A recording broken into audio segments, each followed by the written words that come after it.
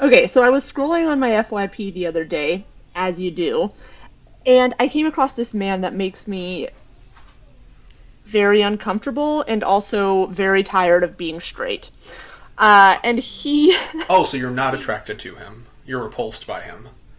I'm uncomfortable with him. He's not my type, but even if he was my type, the way he's behaving is a lot for me personally. Uh-oh. I Okay, have no idea where this is going. I'm so ready. people are gonna know exactly who I'm talking about when I start describing him. So Okay. he is dancing shirtless in his room with no furniture I'm for it.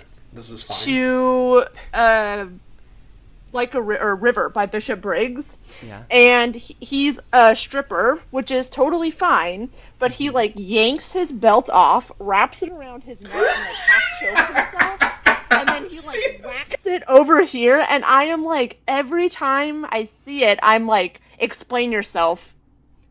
Why? Explain yourself. I know who you're talking about now, but I've only Why? seen it in its Stitch reaction form. Can we can we talk about how red his neck is at the beginning of the video? Like how many takes? 57 takes, and he still thought, yes, this is the one that I want the world to see. Like, you are cutting off your own breathing, sir. I mean, that's a thing. I mean, that's definitely a thing. Yeah, and I'm that's surprised how it meets the died. community guidelines. Right. So you got banned for having a stone Lilith nipple behind your head. Meanwhile, That's entirely correct. this man is assaulting me, and nothing. That's a perfect transition, though. Okay, wait. Let's open this episode. How about Oh, that? right. We're recording, aren't we? Tired of straight men. Okay. I mean, that's why you chose both of us. You're welcome. Just. Anyway, welcome to another episode of the Unholy Trinity. Come for the gospel, stay for the For gossip. the gossip.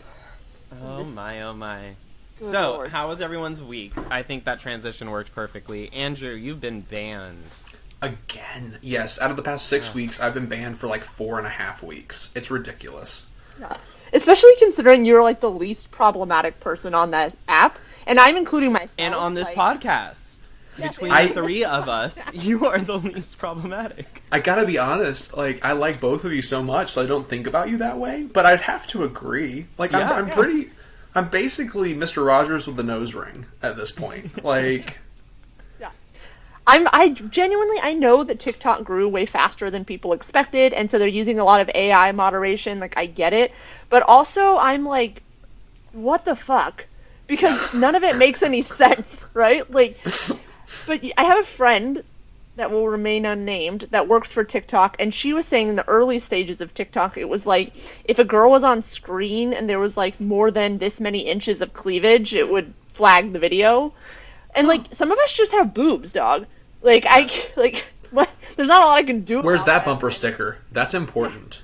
I think these are just like holdovers, to be honest. Like, there's Auto R, and I think they got rid of that, but it's obviously still in effect for some people. Wait, So what I is think that Auto there's just- R? Auto R is a policy that they got in trouble for about a little over a year ago at the end of 2019, 2 years ago. Okay. It's an it's an implemented code that specifically hides any disabled people, black people, or gay people from the FYP.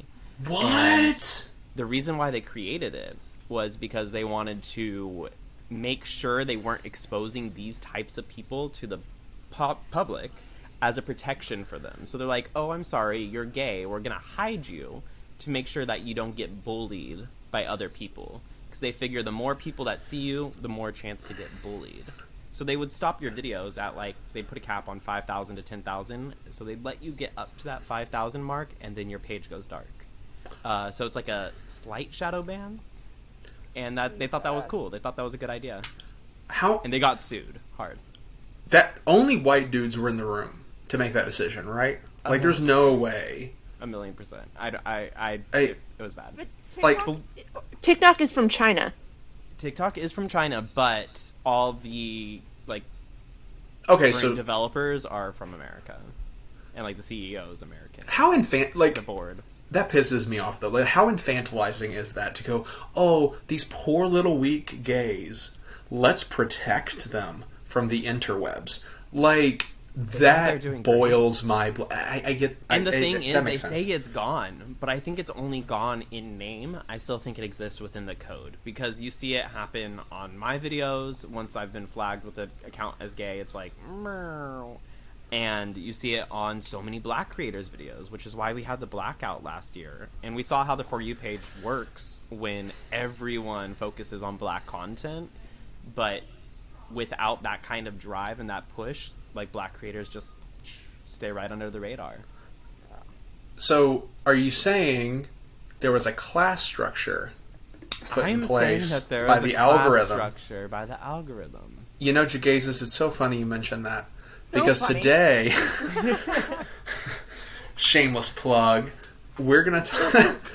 Goodness gracious. Okay, so, so many things have happened in our world. We have so many things to talk about. Just so all of you out there on the lovely world of podcasting that are listening to this know, we are eventually going to talk about Texas and all that stuff that happened in like a couple episodes. But before we get there... I think all of us are just kind of standing back and go after a couple drinks and saying, wait, what happened here? Like, how did we get to a point where there were some texts written in Greek 2,000 years ago that may or may not inform the way white guys in suits legalize and restrict women's bodies? Like, what happened? I'll tell you how we got here. Oh, tell me. Men. I think that was involved, you know... That's what happened. Men and their need to subjugate. Why... Men. Why men? I ask myself that all the time. Why men? So it's, in today's episode of The View, we're going to discuss men. Why men? Discuss. Why men? Discuss. I have no good reason.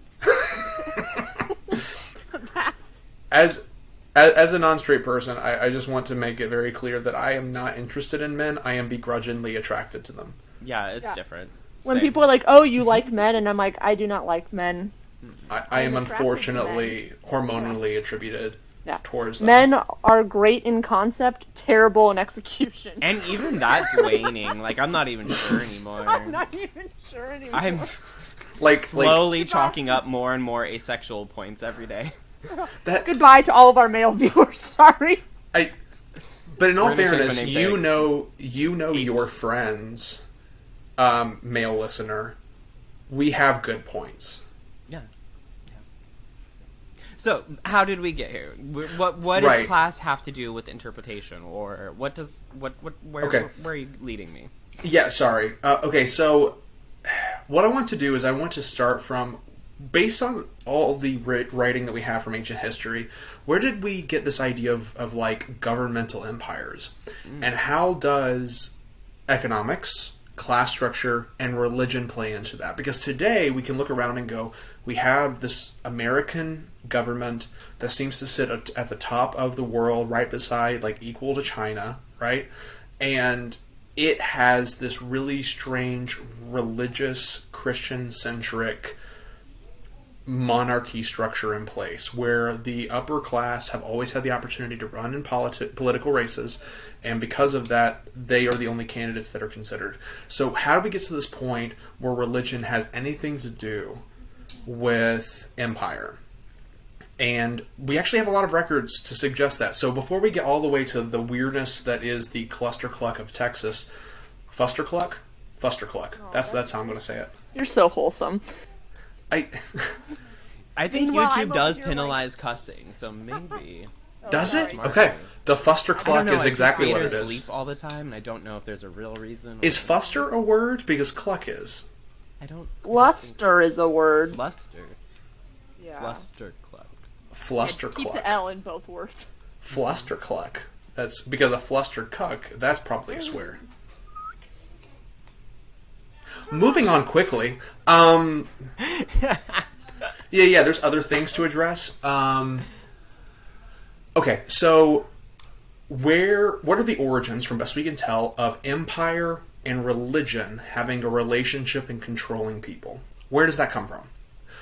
We're going to take it all the way back. Paul, absolutely. It started at the turn of the first millennia in the CE era. No, it's so old. It turns out, like, if we look at the oldest writings that we have, which tend to be either some kind of Egyptian writings, some kind of Mesopotamian writings, we usually have in place in every single one of those writings a class structure.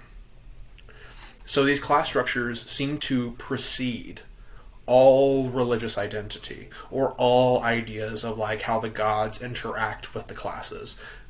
So like we'll have the upper class, like if we were to use like Platonic language, like the language that Plato has to use about like the gold class and the silver and the bronze, these kind of three classes of the humans that just happen to exist because that's the way the gods desire. That the root of those ideas goes all the way back to ancient Egypt, all the way back to ancient Mesopotamia. Where there are the ideas of the upper class that are just for whatever reason granted the luck and fortune to be in charge, and the lower class that are subjugated to poverty, slavery, and agribusiness work. And that seems to be the oldest structures of government that we have. They seem to always exist that way. Here's where it gets interesting. Here's how religion interacts with that. Whenever you have like the upper class, the middle class, and the lower class, what justifies the upper of the upper class being in charge? Blessings by the universe in its entirety. So like that's where we get these origins of gods or spirits blessing the royalty. That seems to be the origin, like a form of rhetoric to defend the reality. Does that make sense? I want to know like how.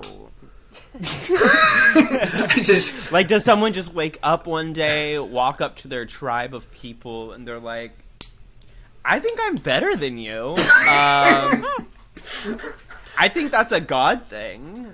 You should give me your money and listen to me. Thanks, we're going to make this a kingdom. Bye. How does this happen to people? Build me a castle, bitches. So okay, that's justifiable. Yeah, that makes sense. Right, I get that. So, from best we can tell, all these writings come in a response to dealing with the way things naturally ended up playing out. These ideas that some people are more gregarious than others. Some people are faster thinking than others, or maybe have more persuasion skills than others. And in the answer to the why, the history of our very supernaturalist world, because there is no such thing as like an atheistic ancient society, right? So the undertone was spirits were among us. Spirits exist. The spirits inform things. 2K was the god of luck. Like how was someone born rich instead of poor? 2K. That's how that happened, obviously. Some kind of spirit decided it. Fortuna was involved in some way. What is 2K, or which... So 2K is, or Taiki, because it's like the Y is also a U in Greek. That's weird.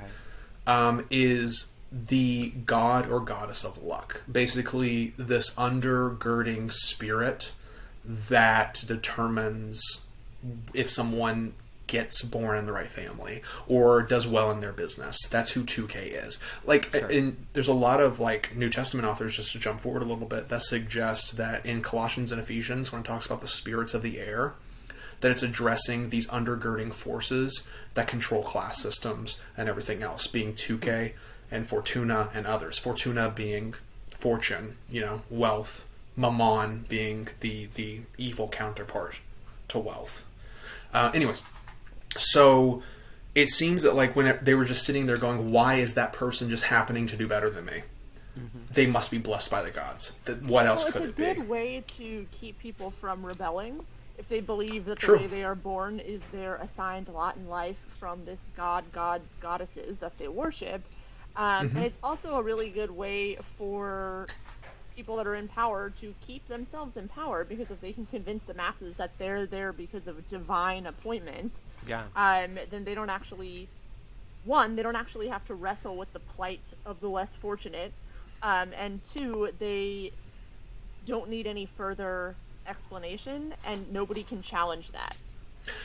Right, and so we see that either as some kind of like rhetorical device or a legitimate belief as early as the oldest writing in human history, being the Epic of Gilgamesh. So, like, that's the oldest story that we have, the Epic of Gilgamesh. And in that, there is this dude who is Gilgamesh's dad called Lugalbanda, and he is believed to be believed to be a spirit, believed to be an otherworldly being. That because he is otherworldly, Gilgamesh is obviously so blessed by the gods that he's like one of them among us. Aren't we so grateful to have Gilgamesh in charge? That was the rhetorical device. That was the propaganda machine that came to exist, which seems to be an extension of two things married together. A class structure that just happened to come to exist the way that it was, and an underpinning supernaturalism. And when those two things married, the people at the top of the upper class were attributed to be among the gods. To clarify, I don't know if there's even an answer to this, but in historians' viewpoints, which developed first, as I should say? Was it more that this class structure had already existed and they built it into religion to solidify that and confirm it? Or did they sort of develop the stories and then point to their society and say, we should emulate that? Like, did they say, oh, here's Olympus, and look how Zeus sits on a throne and controls the other gods. This is what we need to do on Earth? Or did they fit the myth to what they already saw? I mean, they wrote the myths. Yeah. So. But do you think they implemented it into the structure to try to use it on society? Or did they look at society and say, oh, it must be the same in heaven? Yeah, if I'm understanding this correctly, and Andrew, you can correct me if I'm wrong, I think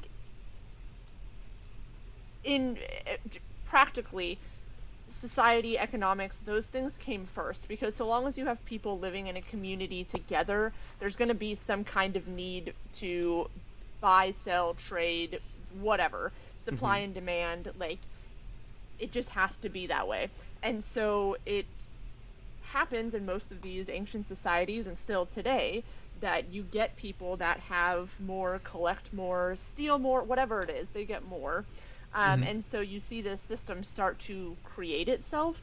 But as I was sort of talking about a second ago, like, if you are the lower class in that society and the people above you have gotten perhaps their wealth in less than reputable ways, or even if they've gotten it in a reputable way and you're feeling just easier for whatever reason, privileged, easier for whatever reason, you're going to want to revolt.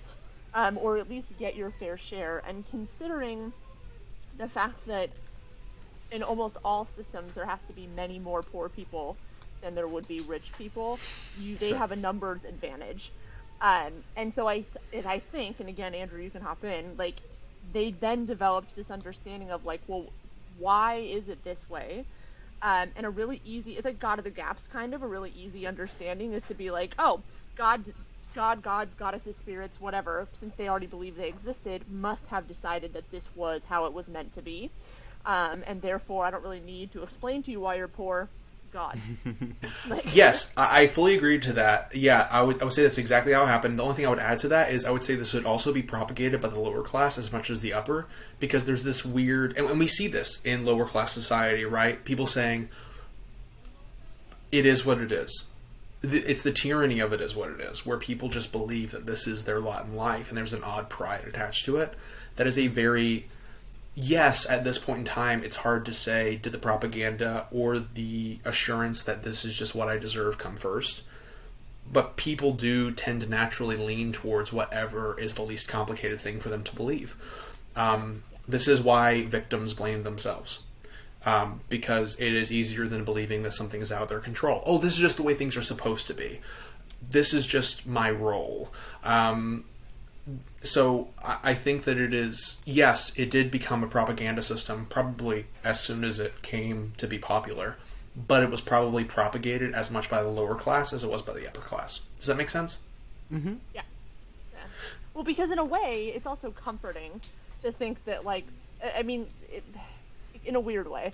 Because in a weird way. This is just what is meant to be, and so, like, you know, like you said, this is my lot in life, and so they can sort of, it gives them something to be like, I'm not just poor because life is unfair, I'm poor because this is the way it's supposed to be for some reason that I don't know, that was predetermined by some god, goddess, spirit, and therefore, like, I don't really need to worry about it, I just need to keep doing what I'm doing or like making it work as best I can.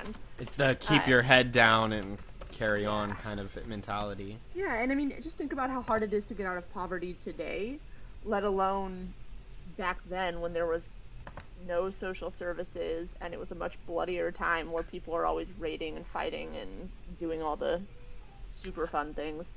I don't know why I'm so stuck on Greece right now, but I've heard it said, and I'm not a Greek historian, but I've heard it said that it was actually easier to work your way up through Greek society in terms of like becoming an aristocrat kind of level than it would be today in our society. Well, that was built in. That's, of course, for white men. Nobody else. But I don't know how true that is. No, that's true. Like, that was definitely built into the society. There was an easier upward mobility. And here, actually, that brings us to our next jump in time. The son of Philip of Macedon, and some are actually suggesting potentially daughter, Alexander the Great. Ooh. Oh, I've seen that theory floating around. It might have been Alexandria the Great. Well, because why was Aristotle so deeply resistant when he openly believed that women were a mutation of men, and that men were superior, and so why would he reject someone who was blessed by the gods to be in charge so adamantly? Yeah. So that's neither here nor there. Jegaysus, go for it. I don't have anything. I was just thinking, like, I would like to see more research on that subject. I don't know. The only issue is it would take away, like, one of my great historical bi heroes, because, like... Would it, though? I'm it pretty would. sure everyone in history... Well, it wouldn't. It would just make them female. Exactly. That's hard for me. It's an ego hit from my cis side. Crush that side. Crush that. Crush that side. I need to get rid of that he/they and just... For all the rest of you serfs out there listening in, I just want to acknowledge that the Queen of Heathens just told the King of Queens to crush their cis side. That happened. I'm actively trying to crush my cis side. It's just not working yet. I think as a society, that should be our function, or like our at least goal, is we need to just like stomp out as much of the binary as possible. I mean, that bumper sticker needs less S's in it to make it more catchy. Crush the cis side. Like, that's a little... Crush the side. No, it should say crush cis society. I think we just found a merch piece whenever we get into our merch game. Hello. Wow, we could do a capitalism with that. Hell yeah. Do a capitalism. Do a capitalism. Okay, sorry, we got off track there. Did we? Is there a track? Is there a track? Is there?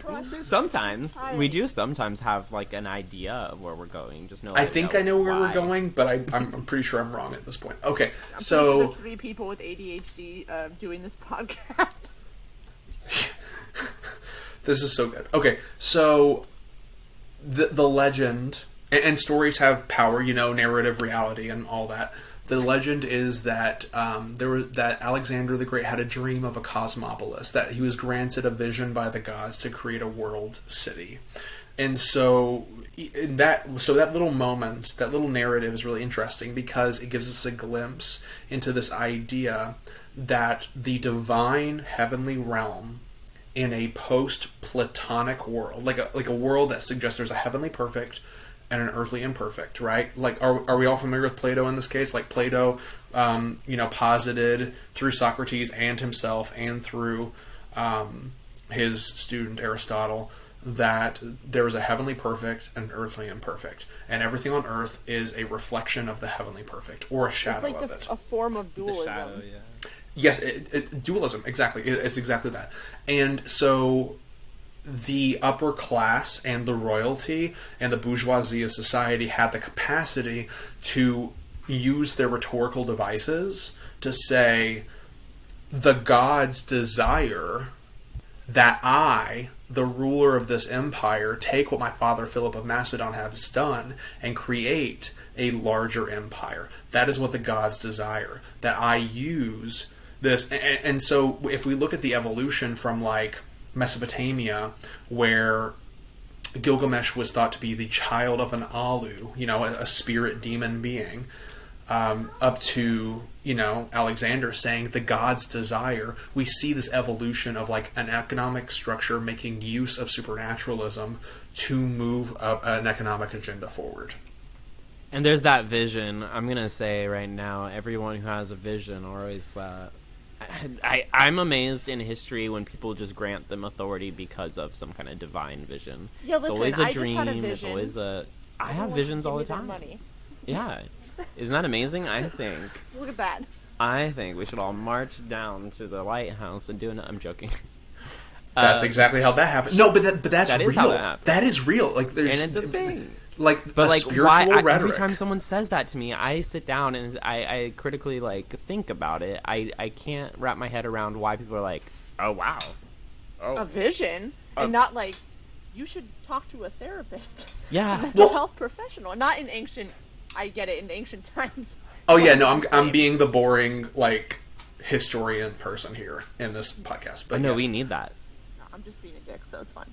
But is there an answer for that? Because I mean, like Constantine, same thing. I have a vision. Let's go conquer the world. There actually is. Accepted then, like people really believed that it was real. Whereas now, when it's like, yes. I had a vision, only the people in your group believe that's real for you. We're going to stumble into one of my pet projects, which is talking about magic. So when we look at the world of magic, magic is always associated with either the history of power, the reality of power, or the disruption of power. That's magic. It is always about there is an undergirding reality that we can manipulate by making use of the world we have.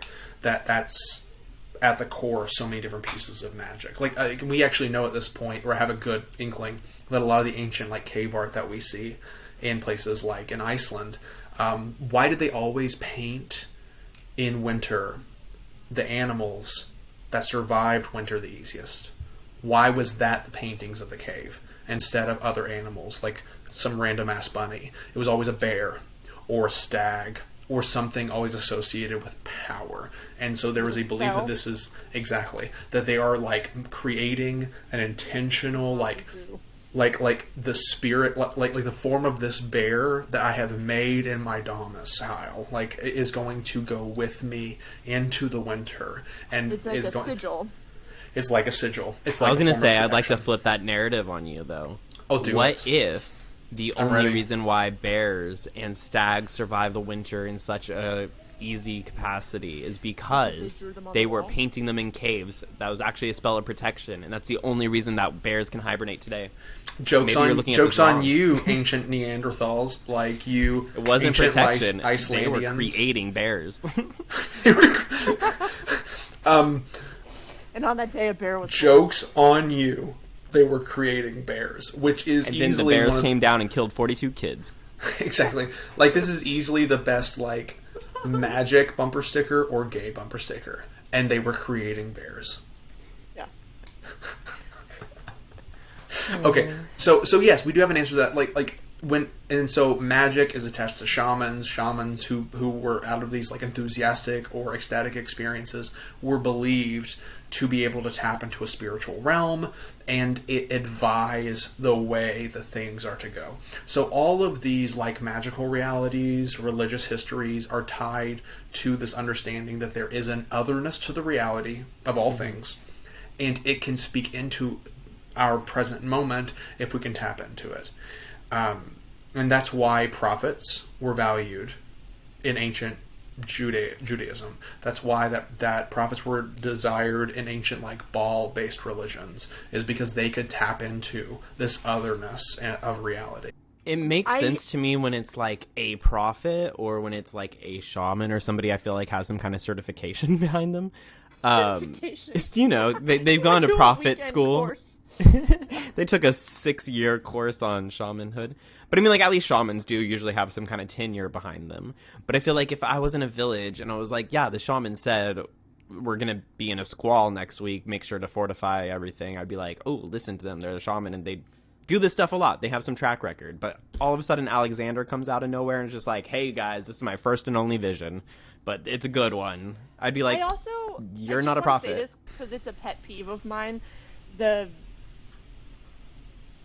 misunderstanding that folks have of prophets in the ancient world and what their role actually was.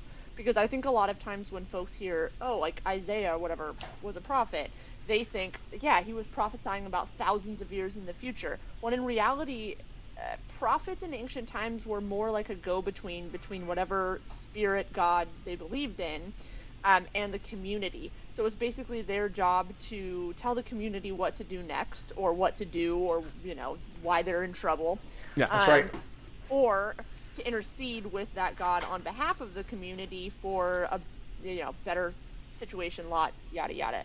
And I know that's not what you were saying. I just feel like that's important to repeat every time I can, because people have this misunderstanding fundamentally of what prophets did in the ancient world. And it leads to a very weird, skewed reading of the Bible. Sure. Fully agree. And that comes from, and we'll eventually, probably not in this episode, get into the good and the bad of the Enlightenment and how that has skewed our ability to read history well. Yeah. Because, now granted, we needed, thank God for the scientific method. I have no shit talk to have there. But when we made everything so secularized, it fundamentally altered our ability to read history, which is inherently supernatural.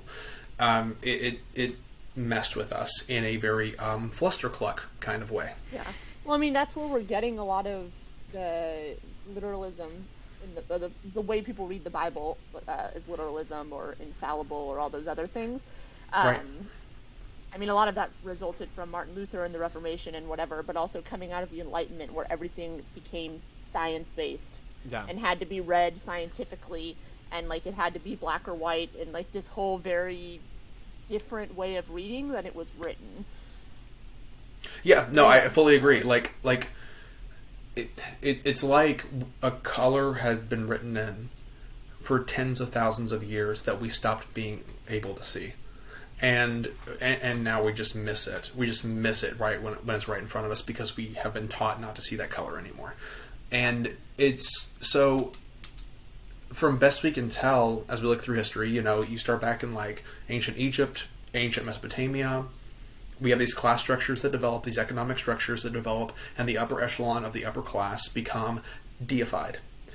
And then when we get later on, when we have rhetorical structures and philosophies developed, we have people like Alexander the Great with Aristotle being able to say things like, I believe that I am being led to create a world city. And that's when we find our first spreading empire. Now philosophies and religions are being a consuming force over other societies, where other societies become vassal states, and those societies become fully disrupted, and the religions of those societies, and the cultures of those societies, and economics of those societies get so disrupted because of a more powerful economic structure that is making use of spiritual and supernatural rhetoric.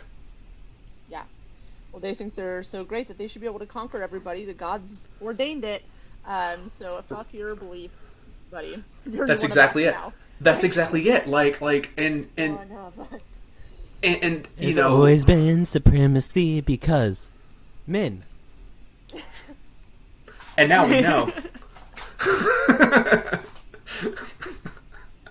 Can we get that effect? After school special. So, like, if you just think about it in a very like cold and bloodless way for a hot second, like, yes, in an individual society, if they thought there were the gold, silver, and bronze, and then they just expanded outward to discovering other societies, all of a sudden there becomes gold societies, silver societies, bronze societies that were put in place by their gods to be subjugated. And so when they started spreading out, too, I think that, I don't remember if this was in our mishap. We had a mishap episode. We started recording again. But I remember you mentioning something along the lines of when they came into contact with these other cultures and with these other societies, they were taken aback. Oh, yeah, by the fact pre-sophists, yeah. Their stratification wasn't exactly the same. Or their constitutions, or their way of looking at things, I should say. Yeah, so, like, there's this group called... Sound like any country called America today. Could you pronounce that again? What did you say? America? America. There is a TikToker who does really good work. I can't remember her name off the top of my head, but she's an educator, and she breaks down, like, some of the cultural aspects and like the more nuanced things that like country Americans singers do, and like Americans. America. It's complicated and it's America. dense, but like when she explains it, it's so good. It's really It's like white helps culture. understand. Yeah, but yeah, she was talking about like some of the more yes. traditional names, like Sarah. It's how like Peters. snow possums have evolved. It's really good. I recommend checking it out if you don't know what this America country is about. It sounds fascinating. I'll read about it when we get closer to the episode of the New Empire that has made use of these tools. Of just like, oh, okay, so like can't the wait. sophists. Oh yeah, it's such Yes, a fun the place. sophists. Okay, so the sophists, and really like, okay, so pre-Socratic philosophy is a really fascinating thing. It happens around the 6th century BCE. And so for reference point, I know we talk about the Bible a lot, that'd be about the same time that Babylon is conquering the Jewish nation. So like that same time period where there are other empires starting to take over other places is when Is that First Temple? Yeah, so like when the destruction of the First Temple, entering into the Second Temple period. Well, actually not Second Temple period yet, but like really all exilic period. So like Isaiah, Nehemiah. Well, this would be before Nehemiah actually. So like before Persia was in charge, before all the writings of like Esther and stuff. Before that, but after the destruction of the temple, that period of Was time. this when the like Seleucid Greeks came into power, or is that later on? That'd be later. So that happens after the Persians. And that would happen after Alexander's empire. So Alexander's empire. Right. Yes. So to paint this in like a Game of Thrones intro map, like we have Alexander the Great. Dun dun dun dun. No, that's the wrong song. I was No, gonna. that's right. Rocky? Was that Rocky? Now I want to That was like sounds great. I want to. Like, how does it go? They just kill everyone on that one episode. That's what I know. Yep, I know I'm nothing, out. Jon Snow. How can someone named Snow be so hot? That's not fair. Okay, let's move on I met quickly. someone that looks exactly like him. Just FYI. Anyway. I don't need to know Kit. that. Ridge, Kit, I don't need to know about that at all. You can keep that nonsense to yourself. Okay. So, if you look at like the Game of Thrones map, you have Alexander the Great doing his thing. You have Babylon taking over the Jewish Empire, and you have these weird philosophers that are taking place before Socrates. People like Thales, Anaximander, and Anaximenes. That's going to be my kid's name. I tried to talk my wife into Anaximander being an option. Did you? I did. It didn't Okay. work at all. That was a thing. I mean, I was mostly joking. I was but supposed to be Malachi. I did mention it. And that didn't work out. Yeah, no, that's Interesting. solid. So yeah, Children of the Corn. these dude bros that are dealing with like geography and cosmology and philosophy are going around the world and they're encountering different societies, and while they're doing that, they're noticing that the constitutions. Philosophers, yes. The philosophers are going around and they're noticing that the constitutions do not reflect the sanctity of this like early Greek world. Okay? How dare they? Yeah. And Disrespect. now to be clear, these guys are these are pre-Socratic philosophers. So these are taking place 2 generations before we see Alexander the Great do his thing. Okay? So like these dudes are going around and they're noticing these things, and they realize that all societies are building for the exact same purpose. The purpose of these societies is to help those that have been put at the top by the gods succeed. That's the purpose of these constitutions for these societies.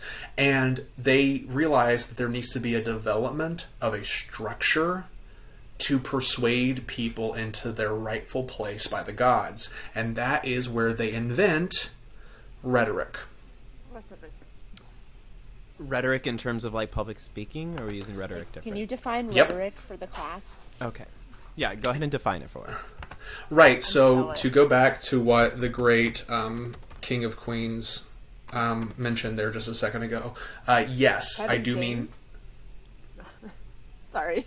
I thought about that when I made my name Sorry. King of Queens. Everyone's like, I'm like, I gotta deal with think that it's now. like of Queens, New York, huh? I can deal with that. Sorry. So, like, yes, public speaking. Deal with that. These philosophers before Socrates invented public speaking. So Nobody spoke in public before that. That's not why I was always in confused. a I'm system like, how do you of like invent rhetoric? I know what you mean. right, like in the same way you invent. They like, made it in- mathematical They didn't almost. have public Right, they debate made it a before this, I'm class. assuming. They made it like Right. a study and a discipline. That's right. Yes, exactly that. They made it a study and a discipline.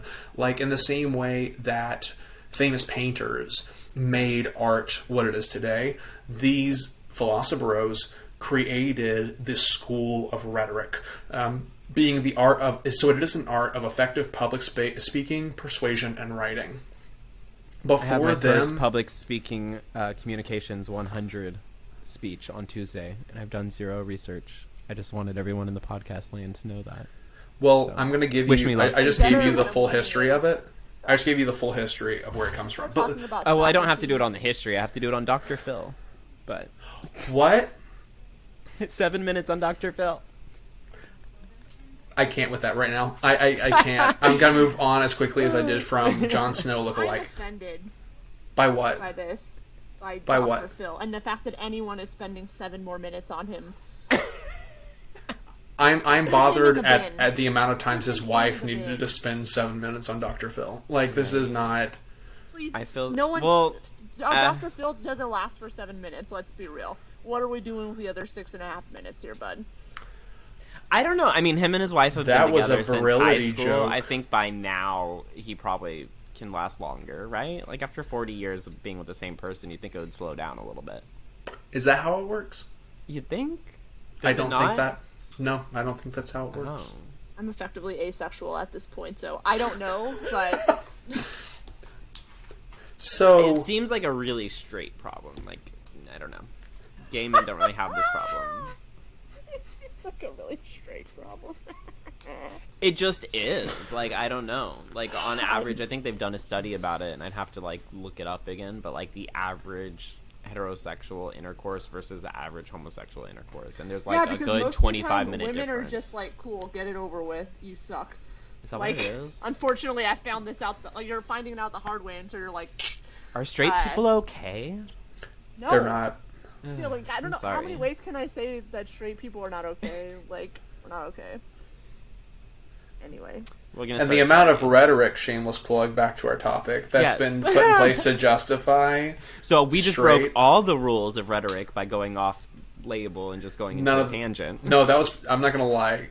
The Queen of Heathens was very persuasive. So, maybe that was pretty good. So, yeah, that entire... I just think it's so fun to mention, and this is my favorite fun fact, because it's so sad, is all public speaking and rhetoric as an art today came in a way to justify the class systems and the status quo. That's why they came to be invented. Wait, The end. wait. Roll it back. So, Rhetoric came to be to justify the status justify quo. the status quo of class systems. Yeah. Go into that more. What? Okay, so like when they went around and they looked at all these constitutions, they realized that the way that these needed to constitutions were convince them that created they were wrong. were to it was basically every single one. The only common denominator was convincing those that were put at the top by the gods to remain at the top and to be in power and to have money and to be ancient version of wearing people down. Okay. right. Yeah, and Like like when it's like when I'm out and I just agree with a man to get him to shut the fuck up about Bitcoin. Okay? Like I'm like, great. I didn't know you were going to talk about your last Tinder date so openly on this podcast episode. No, I don't go into. No. So, but yeah, so like what they did is they went, okay, well, what if we could like solidify the art form in persuading the masses to go along with these constitutional structures? And that is where the art of rhetoric came from, by these sophists, these people that preceded Socrates, invented public speaking to justify classist constitutional structures. Now, here's the funny thing. It's If almost you- lazy, I think, in a funny way. it's- It's it's- kind of like it's- chess. yeah. They're like, ugh, just find out how to get to the queen fast. Like, stop doing all this circle around, like, here you go, 1, 2, 3, over in 30 minutes, get out. Now, here's the funny thing. If you look up what sophistry is, like the act of being a sophist, it is the use of fallacious arguments, especially with the intent to deceive people. Well, Sounds about right. We are This is high a five hater to episode, the man. internet. That's exactly right. Yeah, by the time like people are done watching this, they're gonna be like, "Is there anybody that they like?" We're not sure we like ourselves, but we definitely. I barely like myself. So I like both of you. yeah, I like you both. That's helpful. That's. I like my plants. I know that's not people, but I like my plants.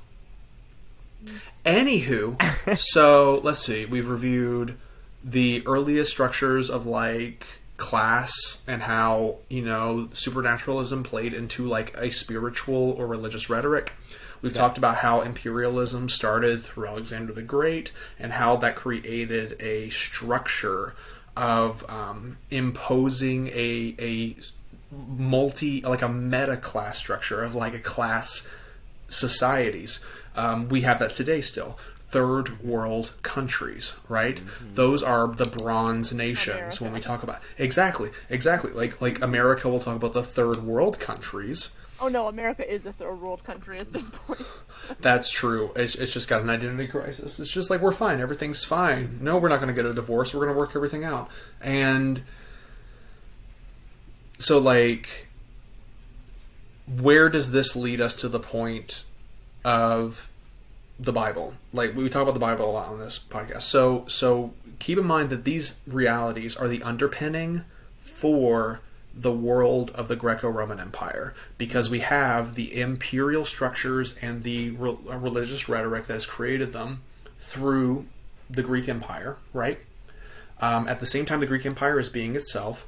We have seen the Babylonians and the Persians come through and conquer. Like, the Babylonians conquer the Jewish nation, the Persians conquer the Babylonians, and then the Greek Empire conquers that. And there's like all that beef that happens in the Maccabean era, which we call the intertestamental period, right? Mm-hmm. Sure. And the intertestamental period, for those who don't know, I know you both know, but if anyone's listening, is the space between the end of the Old Testament and the beginning of the New Testament. And it's about, am I right here, 200 years or so? Yeah, like 200 years. Like, yeah, we find writings like the apocryphal writing of Baruch, which is written around 1st, 2nd century BCE, was written in this period. The Maccabees are written in this period, and it shows this big conflict between the Jews and this First Temple Judaism and this Greek Empire through Antiochus Epiphanes, all these conflicts there.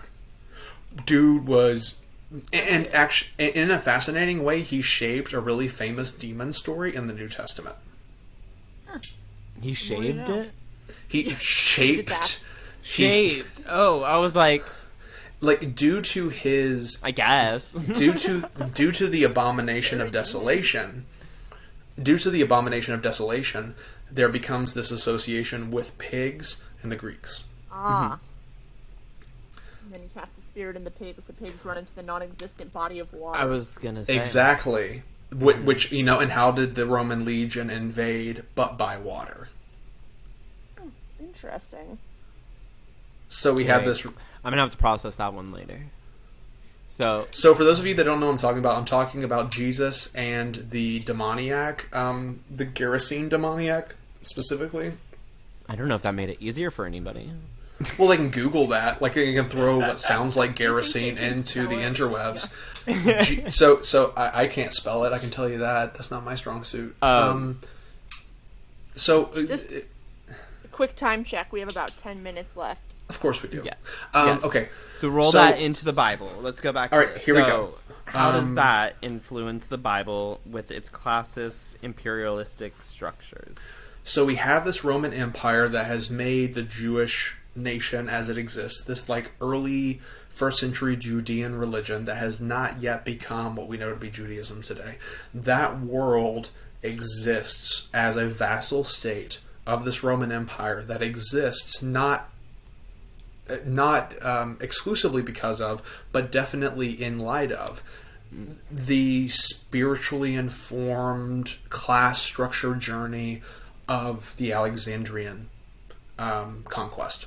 So we have this big class structure where, like, the Romans are at the top, they're the empire, the emperor is called the Kurios. He is the only one that deserves the title of this lordship.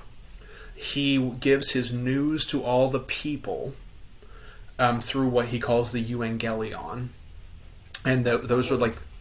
Yeah, it's a fun Greek word. It's these street preachers that go around and basically share the news of the empire to the various vassals. What's really interesting about the word euangelion, it's also the word that the people who wrote the Gospels used to define the Gospels. The definition of evangelion is the gospel. They were using imperial. Evangelical? That's Or where like the word evangelize, that's where the word evangelical comes from. Basically, good news. So what's really fun about the New Testament is they keep using imperial language as like an anti-imperial attack. They call Jesus the Kurios when only Caesar was called the Kurios. They call what Jesus is doing the good news, the evangelion, the way that the emperor would spread his news. And so that is a not so subtle attack on the imperial structure. So imagine a world where it's almost like a gay man dressing up as Jesus and calling himself Gay Jesus. Yeah, it's like this subversion of the status quo. Who would want to do that? Okay, so imagine the first century world where people that you go into the marketplace, and on the sides of the roads are former political radicals being crucified, and they are head level. These are people that are your people, right? This is your race. This is your tribe. You can smell the people who are trying to fight for your rights dying in front of you. You go I think to the that's an temple. important thing to mention. Like, people don't realize that when you were crucified in the ancient world, you weren't put up hella high. Like, you were eye Face level, level. so when you were walking into town, it's like, oh, hey, like, to the person dying. Right. Like, yeah. And when you go into the market, you're trading with Roman coins, and on the Roman coin you see a dying Gaul, like the enemies of the Roman Empire, or a raped woman on the coin to show the power of the Roman Empire. Before you walk into the temple, there is a golden eagle there to show that even though it's the temple of God, it is owned by Caesar.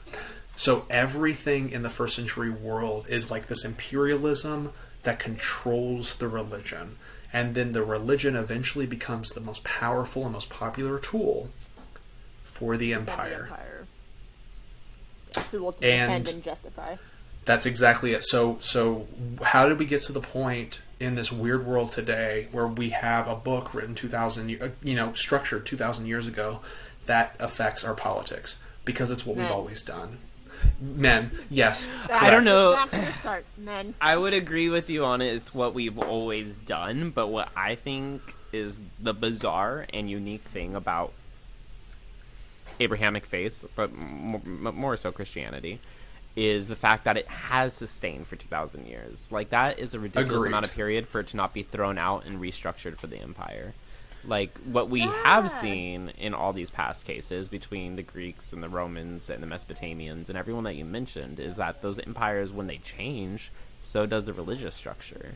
But the fact that Christianity got its hooks in very early within that new Greek setup, and it just kept on rolling right into the Roman, rolling right into England or what have you. It just keeps on moving empires, and now it's in America.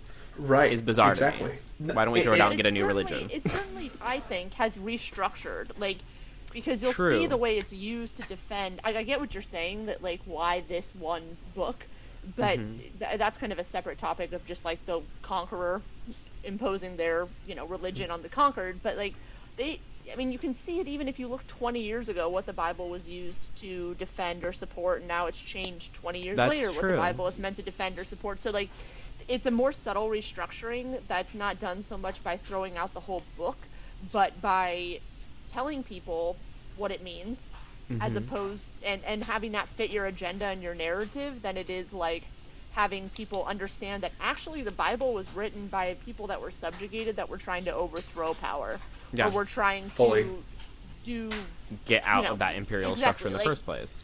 Right. It wasn't meant to defend that. It was meant for these people that were in, captivity, to give them hope that one day they would overcome these, like, evil forces that the Bible is now used to justify and support. Yeah, you would almost say the Christians were actually being persecuted. At and some the point. book was to subvert that. No. Oh, you're telling me Christians aren't persecuted today? Some are, but like usually just the ones who have to wear masks. Someone with a Darwin fish on the back of their car cut me off in traffic today, and oh wait, that's not how it happens at all. I'm under attack. I couldn't find my keys. The devil really has it out for me. I do think that the invention, and it is an invention, of monotheism around the first century, and it really wasn't solidified yet, but the invention of monotheism is one of the reasons that Christianity has almost needed to survive from the imperial perspective, because what other religions are there? Like, this is the religion of the people that are conquering. And so... But that's where I think I get confused. So, like, why monotheism? Like, why is monotheism the one that's the stronghold? As like, I feel like any kind of polytheism religion would have more of a structure. Not more of a structure. I guess it's not as good for domination, and that's the thing. But I feel like by this point we would have had a new polytheistic religion come out and be like, okay, gays, you get your own god, and then okay, anti-abortion people, you get your own god, and then everyone can have their gods fighting. You know what I mean? Well, I think that goes back to class structure. I actually think that has more to do with class than it does with the religion, because, like, if we start to suggest that the people that we think are so inherently wrong have an equally valid cosmological reality. They are equal to us in that way, and they're not liars or deceivers or the fooled. If we decide that they are our equals spiritually, they cannot be the people we conquer. They have to be our neighbor. But the moment they become the people that they believe a false god, they worship the devil, so I think it actually comes back to class well before it has anything to do with religion, unfortunately. But what we have is this baked-in religious rhetoric, both for the people that oppose religion and the people that propagate it, to suggest that the enemy is the religion instead of the class structure that will use whatever utility it has available to itself until it stops being useful. Yeah. And unfortunately, we keep having a world that continues to be part of Christendom. Yeah. And so they're going to keep using that tool as long as it has weight. Yeah. I say we propose a new law and says that you just have to have separation from the church and state. It's a new thing on Twitter. That is so. But just I don't think novel. It might not work. I don't know. It's radical, but it is. I like it. It makes me want to really have a tea party, and I'm not entirely sure why those are connected. Throw it all into the sea. Separation of church and state. Can't even talk. So church and tea. So I actually have some. So the kind of tea that was thrown into the Boston Harbor is a type of a variety of Indian tea called bohea, and it's like this really nice smoky flavor, and drinking it just tastes like rebellion and treason, and I really encourage it. Sure. Yeah. Sure. I don't know what rebellion tastes like, but yum. So to review, for whoever listened through this whole episode, what you've gotten to hear is basically a brief overview of where world history and its classism, economics, and philosophy have made use of spiritualism and supernaturalism to justify imperial rule. Next week, you get to hear a closer glimpse at what it might look like to how this American experiment turned into a Christian monarchy that worships white supremacy under the guise of a brown savior. Whew. Whew. And until then, where can I find y'all? What a great question. My primary TikTok is Red Sage 1, and my second is Red Sage 2. Go check those out. It is also, Red Sage 2 is also my handle for Instagram. Underscores, right? Underscores, yeah, red_sage1. That is my Twitter, or my TikTok. I'm going to make a Twitter under the same name. You'll find all my other links if you go there. Jegaysus. Jegaysus. Everywhere. In your prayers, in your dreams. That's how you'll find me. Just, yeah, Living in your Jegaysus head on rent Twitter, on Instagram, on TikTok. If I still remain there, we'll see. You never know with them. They're banning everybody. But send me an email. I don't care. Who knows what my handle is this week. My TikTok is Queen of the Heathens. My Instagram is Queen of Heathens with the O being a 0. I'm trying to get a little more continuity across platforms, but we shall see. And I'm Queen of Heathens on Twitter as well. But I pretty much only exclusively tweet about true crime, so I make you no promises. Do I follow you on Twitter? Because that sounds fascinating. Oh, if you like true crime... I don't know if I do. I'm going to have to go follow you. Why am I not yeah. following you? I don't know. I love true crimes, especially by these two comedians that do a true crime podcast. Like, yeah, should I plug another podcast on our podcast? Is that appropriate? Sure, Yeah. Small Town Murder. Oh, yeah. I love Small yeah. Town Murder. Those guys are so dark and hilarious, and they make my life better. I'm about the dark humor. It makes it easier to digest. Also, I just want to say, too, I don't think we've actually done this within the episodes, but I'm going to go ahead and assume that you can find our podcasts anywhere where podcasts are, at least, the major players, Apple and Spotify. But if you do want to see us on screen, make sure to catch us on our YouTube. Make sure to plug that. It's the same episode, but you get to see our faces. Yeah, lucky you. We have wonderful faces, to be clear. Pretty good. Yeah, They're great. pretty good. And new episodes should probably be live on Mondays. So, I know it took 4 episodes to get that kind of scheduling in, but... Well, they don't now know you that. know. It'll be great. Like, they do now. That's true. And on the note of the dog showing up, I think that means that we are about to end this episode, right? So, Yes. So what are we talking about next week? I think you just said about Christian monarchy in America. Worshipping white supremacy under the guise of a brown savior. Although I wouldn't even say it's Yeah. the guise of a brown savior because these fools think he's white. Southern Baptist Committee, okay? I was going I'm to say so the pissed brown about that. savior thing is kind of mind-blowing to them. I don't know if you want to go that deep without having that time to explain yourself. Yeah. I come back next week to hear us talk about some controversial shit. Here we go. yeah. Thanks for coming to the Unholy Trini-tea. Love you, mean it. Bye. Bye. Bye.